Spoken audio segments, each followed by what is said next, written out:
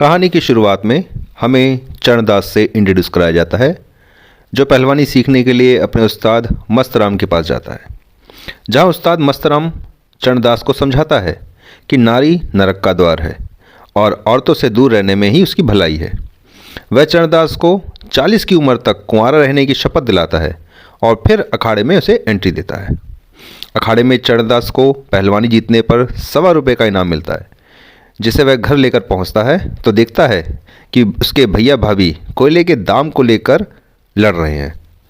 चरणदास की भाभी चरणदास को कल्लूमल कोयले की दुकान से कोयला लाने को कहती है। चरणदास कल्लूमल की दुकान पर जाता है, जहां उसकी बेटी चमेली मिलती है और उसे देखते ही उसकी आंखें चार हो जाती हैं। बातों बातों में चरणदास को पता चलता है कि चमेली 8वीं क्लास में 4 बार फेल हो चुकी है। इतने में कल्लूमल वहां आता है और चरणदास को कोयला कंट्रोल रेट पर देने से मना कर देता है। पर जब चरणदास वापस घर आता है तो भाभी उसे सस्ते दाम पर कोयला लाने के लिए शाबाशी देती है और चरणदास को समझ में नहीं आता कि ये कोयला आ कहाँ से गया, क्योंकि पैसे तो उसकी जेब में ही हैं। फिर उसे समझ में आता है कि कोयला ज़रूर चमेली ने भिजवाया होगा। इसके बाद चमेली से वह मिलने जाता है और वहीं पर वह अपने ब्रह्मचारी होने की कसम को भी तोड़ देता है। अब एक दिन चरणदास चमेली से मिलने जा रहा होता है और बाज़ार में उस्ताद मस्तराम चरणदास से टकरा जाता है। उस्ताद मस्तराम चरणदास की खबर लेता है और कहता है कि तू इतने दिनों से अखाड़े में क्यों नहीं आया। इसके बाद चरणदास वहाँ से भागकर अपने वकील भैया के पास जाता है और चमेली से अपने प्यार की बात बताकर वकील भैया को अपना लव गुरु बना लेता है। वकील भैया चरणदास की तरफ से चमेली को एक प्रेम पत्र लिखते हैं। चरणदास एक बच्चे के हाथ से चमेली को अपना प्रेम पत्र पहुंचाता है। चमेली पत्र को लेकर अपनी एक एक्सपीरियंस सहेली के पास जाती है और उसकी सहेली चमेली को समझाती है कि देख, प्यार से पेट नहीं भरता, पैसा भी ज़रूरी है। तो पत्र के जवाब में चरणदास को कम से कम चपरासी की नौकरी के लिए तो कह। चिट्ठी के जवाब में चरणदास कहता है कि नौकरी में क्या रखा है, इससे ज़्यादा तो मैं पहलवानी में ही कमा लेता हूँ। और वह होटल में दोनों को मिलने के लिए बुलाता है, जहाँ चमेली की सहेली भी उसके साथ जाती है। वकील भैया उसे होटल में जाने से पहले कुछ पैसे रौब झाड़ने के लिए देते हैं। अब होटल में जब चरणदास पहुँचता है तो चमेली की सहेली चरणदास को देखकर उस पर लट्टू हो जाती है। चरणदास भी सहेली को बहुत भाव देता है, जिससे चमेली को बहुत जलन होती है और इसके बाद चरणदास खूब अपनी शेखी बघाड़ता है। अगले दिन जब चमेली और चरणदास सड़क पर घूम रहे होते हैं तो टैक्सी में चमेली की सहेली उन्हें ज़बरदस्ती अपने साथ बिठाकर होटल ले जाती है। इस दौरान चरणदास की हालत बहुत ख़राब हो जाती है, क्योंकि आज उसके जेब में पैसे ही नहीं हैं।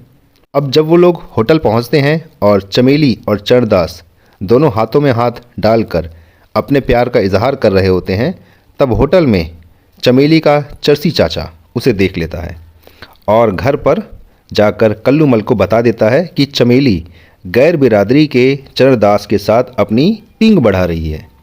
इस पर चमेली बहुत नाराज़ हो जाती है और अपने चरसी चाचा की अच्छे से खबर लेती है। इसके बाद चमेली की माँ चंपा चमेली के लिए बिरादरी का कोई लड़का देखने के लिए कहती है और कहती है कि लच्छू राम का बेटा जो वकील है मक्खन, उससे चमेली की शादी करा दी जाए। पर चमेली चरणदास से शादी करने को कहती है। इस पर चमेली की माँ नाराज़ हो जाती है और कहती है कि मैं अपने भैया छदमी को बुलाती हूँ, वही तेरे को ठीक करेगा, और चमेली को कमरे में नज़र बंद कर देती है। ये सारी बातें चरणदास को चमेली की सहेली बता देती है। इसके बाद चरणदास पहले जाकर चरसी चाचा की अच्छे से खबर लेता है और इधर चमेली की मामा छदमी की एंट्री होती है। छदमी मामा चमेली के कमरे से उसका रेडियो उठा लेता है। इस पर चरणदास चमेली को एक नया रेडियो अपने दोस्त के थ्रू गिफ्ट करता है। चरणदास अपने वकील भैया को मक्खन के बारे में बताता है। इस पर वकील भैया कहते हैं, अरे वो वकील है ना, उसको मैं देख लूँगा। अगले दिन वकील भैया मक्खन को गियर में लेते हैं और बताते हैं कि कल्लूमल अपनी एक रखेल की बेटी, जिसका रंग बहुत ही काला है, उससे तुम्हारी शादी करवाना चाहता है। यह सुनकर मक्खन शादी से इनकार कर देता है और घर से भाग जाता है। अगले दिन मक्खन का बाप कल्लूमल से आके घर पर रिश्ता तोड़ देता है। रिश्ता टूटने पर छदमी मामा चमेली को जाके डराता है और धमकाता है, कहता है कि वो चरणदास को जान से मार देगा। जब यह खबर चरणदास तक पहुंचती है तो चरणदास खुद ही मामा छदमी से मिलने क्लब में जाता है और जाकर उसकी अच्छे से आरती उतारता है और अपने एक दोस्त की मदद से छदमी मामा को जेल में बंद करवा देता है।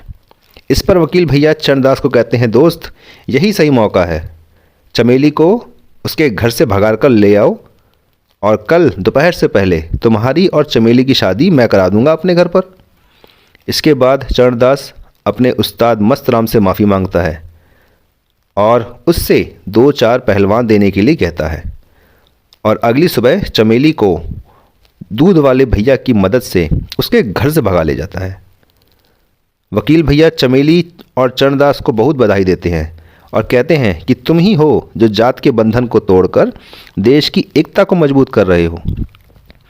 अब वकील भैया चमेली के घर जाकर चंपा यानी चमेली की मां से छदमी मामा को जेल से छुड़वाने के नाम पर 25,000 रुपये और गहने चंपा से ले लेते हैं और फिर कल्लूमल और चंपा को चमेली की शादी के लिए अपने घर पर इनवाइट करते हैं।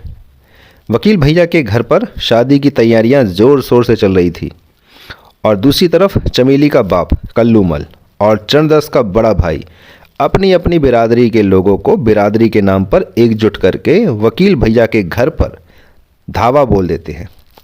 पर वहां जाकर क्या देखते हैं कि उस्ताद मस्तराम अपने पट्ठों के साथ घर की रखवाली कर रहा था। इसी समय वकील भैया चमेली के माँ बाप और चरणदास के भैया भाभी को घर में ले जाते हैं। वकील भैया पहले कल्लूमल को खोपचे में ले जाकर चमेली और चरणदास की शादी के फ़ायदे बताते हैं और कहते हैं, देख चरणदास मोहल्ले में सभी युवा लड़कों का लीडर है, उसकी मदद से तुम म्यूनसिपैलिटी का इलेक्शन जीत जाओगे। और फिर चरणदास के भाई को अंटी में ले जाकर बोले कि देख कल्लूमल जब म्यूनसिपैलिटी का चेयरमैन बन जाएगा तो तुम्हें कंट्रोल रेट पे सीमेंट की बोरियां मिलेंगी, इससे तुम्हारा भी फ़ायदा होगा। ये बातें सुनकर कल्लूमल और भजनदास यानी चरणदास का बड़ा भाई दोनों शादी के लिए राज़ी हो जाते हैं और इस तरह चमेली और चरणदास की शादी हो जाती है। और इसी वक्त हम देखते हैं कि उस्ताद मस्तराम बताते हैं कि अब वो भी 40 साल के हो गए हैं, तो लगे हाथों उसकी शादी भी शरबती से करा दें और इस तरह मूवी की हैप्पी एंडिंग हो जाती है।